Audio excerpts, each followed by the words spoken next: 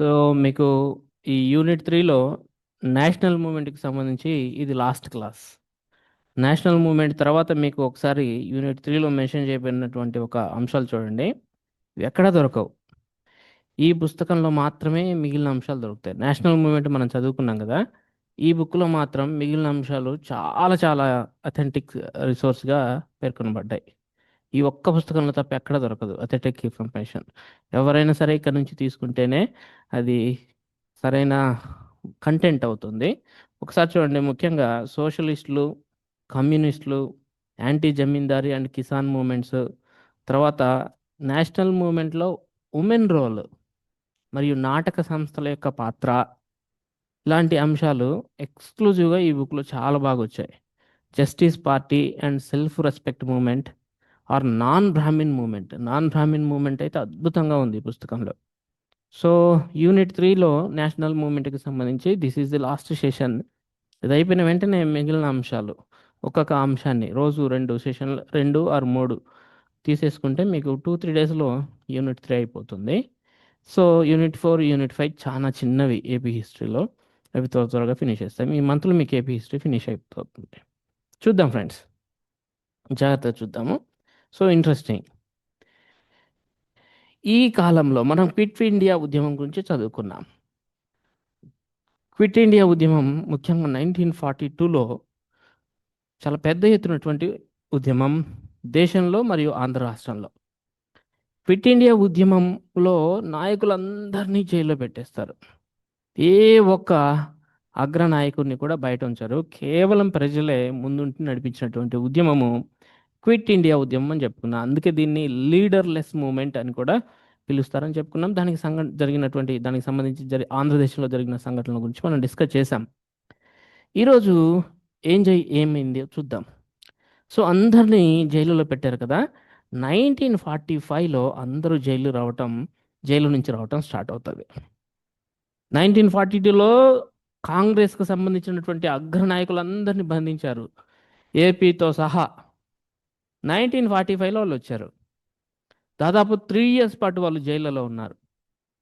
జైలులో ఉన్నప్పుడు వాళ్ళు అనుకున్న అంశం ఏమిటి అంటే, మనం జైలులో ఉన్నాం కాబట్టి ప్రజలందరూ ఉద్యమం గురించి మర్చిపోయి ఉంటారు, చాలా ప్రజల్లో పోరాడే పటిమ తగ్గిపోయి ఉంటుంది అని అనుకుంటారు.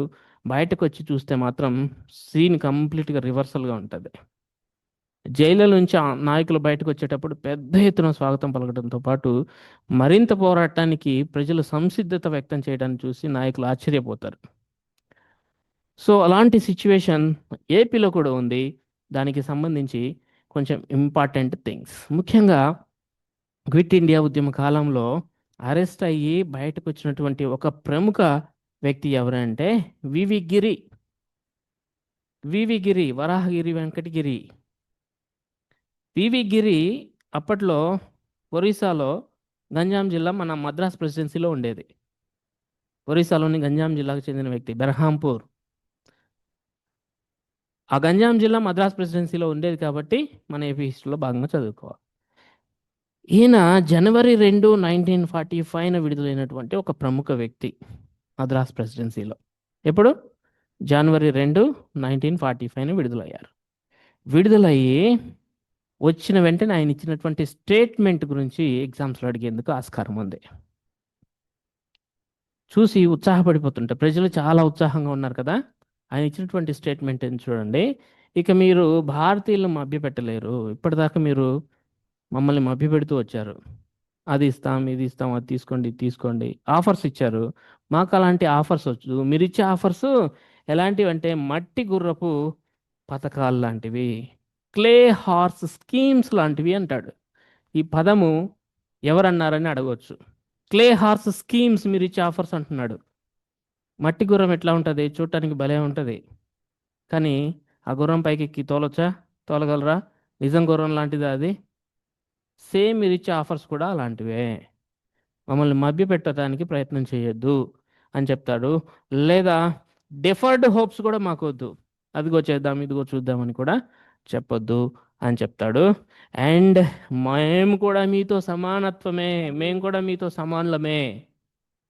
మమ్మల్ని ఏదో బానిసలాగా చూస్తూ దయా దాక్షిణ్యాలతో మాకు పూర్ణ స్వాతంత్రం ఇవ్వద్దు, మీతో సమానంగా మమ్మల్ని భావిస్తూ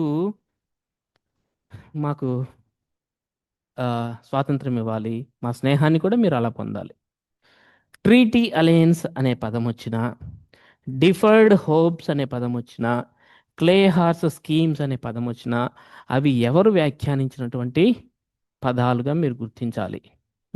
వివి గిరి, వెరీ వెరీ ఇంపార్టెంట్. అట్లనే ఈయన అణచివేత ద్వారా భారతదేశపు ఆత్మను అణగదొక్కలేరు అంటారు. భారతదేశపు ఆత్మను మీరు అణచివేత ద్వారా అణగదొక్కలేరని కూడా చెప్తారు. ఇక ఇంకొక ప్రముఖ నాయకుడు, క్విట్ ఇండియా ఉద్యమం కాలంలో అరెస్ట్ అయి విడుదలైనటువంటి మరొక ప్రముఖ నాయకుడు ఎన్జి రంగా. ఎన్జి రంగా వ్యాఖ్యలు చూడండి. సామ్రాజ్యవాదం అంటే, సామ్రాజ్యవాద దేశాలు అని వేటిని అంటామంటే, ఒక బలమైన దేశాలు, సింపుల్గా చెప్పాలంటే చాలా స్ట్రాంగ్ కంట్రీస్ని, ఇతర భూభాగాలను ఆక్రమించేటటువంటి దేశాలను సామ్రాజ్యవాద దేశాలు అని వారు అనుసరించే విధాన్ని సామ్రాజ్యవాదం అంటాం.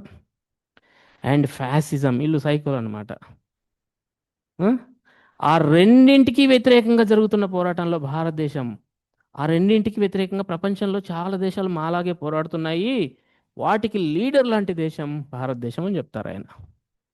స్కూల్స్లో లీడర్స్ ఉంటారు కదా క్లాస్లో, అలాంటి లీడర్ రోల్ను పోషించే దేశము సామ్రాజ్యవాద దేశాలకు, ఫ్యాసిస్ట్ కంట్రీస్కి అగెయిన్స్ట్గా భారతదేశం అని అన్న వ్యక్తి ఎవరు? ఎన్జి రంగా గారు. అండ్ వలస పాలనపై పోరాటానికి ప్రపంచ దేశాల్లో చాలా చాలా విభిన్న ప్రయత్నాలు చేస్తున్నారు.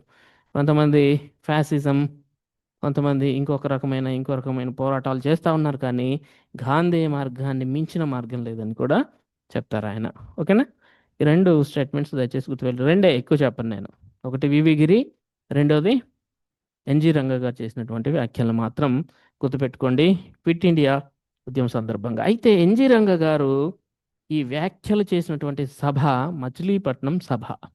మచిలీపట్నంలో ఏర్పాటు కాబడినటువంటి సభ, అది డేట్తో సహా గుర్తుపెట్టుకోండి, జనవరి 21, 1945 సభలో ఆయన ఈ వ్యాఖ్యలు చేయడం జరిగింది.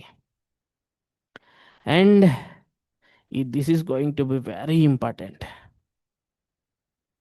పోస్ట్ క్విట్ ఇండియా మూమెంట్లో ఆంధ్రదేశంలో జరిగినటువంటి ఒక ప్రఖ్యాత సంఘటన ఏమిటి అంటే, ఆంధ్రదేశంలో కాంగ్రెస్ పార్టీ పునర్నిర్మాణం జరిగింది. ఎక్కడంటే ఏలూరు సమావేశంలో. ఏలూరు సమావేశం ఎప్పుడు జరిగింది అంటే ఫిబ్రవరి 4, 1945 జరిగింది.